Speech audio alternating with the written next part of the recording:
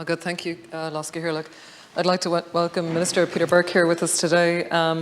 Minister, yes, I was elected as a Galway County Councillor, and like that, a little bit as Senator Flynn has said, it was a brand new world. I must admit I had little understanding of what is done by a local authority. It was a steep learning curve to understand how the local authority in any particular county, like for myself in Galway County Council, are involved in so many aspects of your day-to-day life. You know, like be it your water supply. You know, at the moment I know Irish Water are working with Galway or working with local authorities and councils across the country. But, you know, the local authority took the lead on that. Now we're trying to put other supports around that to support them in how they deliver these services. But, you know, it was a shock to me to know that there was sort of a lack of resources or staffing within certain county councils to be able to deliver on the services that are so required. But I think it's crucial that we sort of ensure in Ireland that for us to have county councils that are fit for purpose and that deliver the services, that they're been staffed adequately, that we understand if there's challenges within certain areas. I know, like for example, under housing now, Housing for All, the government are now allocating staff to work within the local authority to deliver on the huge housing targets that we have, you know, 30,000 houses a year, you know, that we're working within our towns. But I do believe that the reason I ran for election was because of, to my mind and to our community's mind, an inappropriate planning decision for Waste Transfer Station, where they were going to be forcing, and still are planning to force, hundreds of trucks to the middle of the town of Banaslow, 6,500 people. You know, we talk about at a national level, you know, air pollution, clean air, clean water, our environmental standards and demands.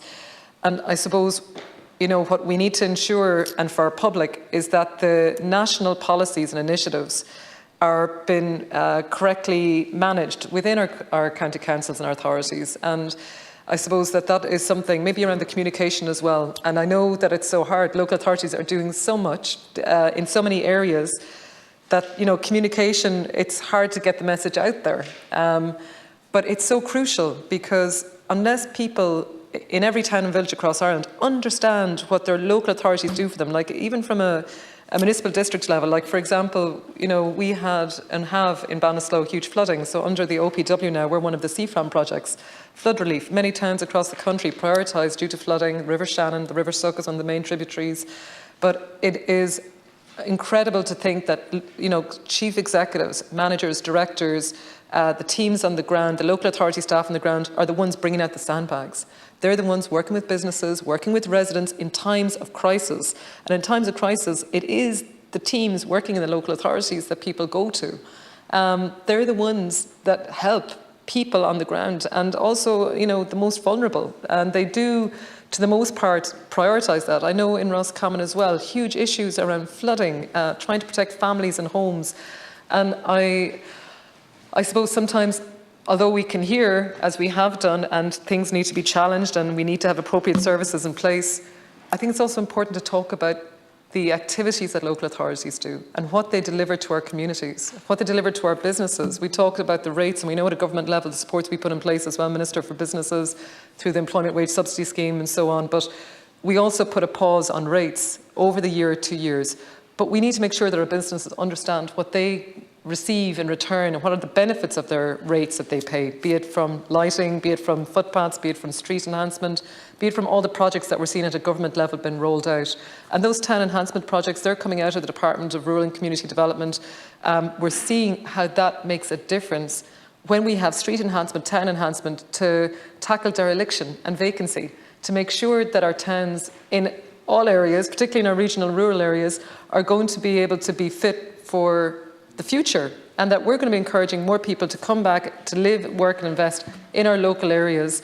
But Minister, that is down to having teams within our councils. We have fantastic engineers in municipal districts across our country trying to deliver the best they can, but we need to ensure that they have wraparound supports, that they have the administrative services.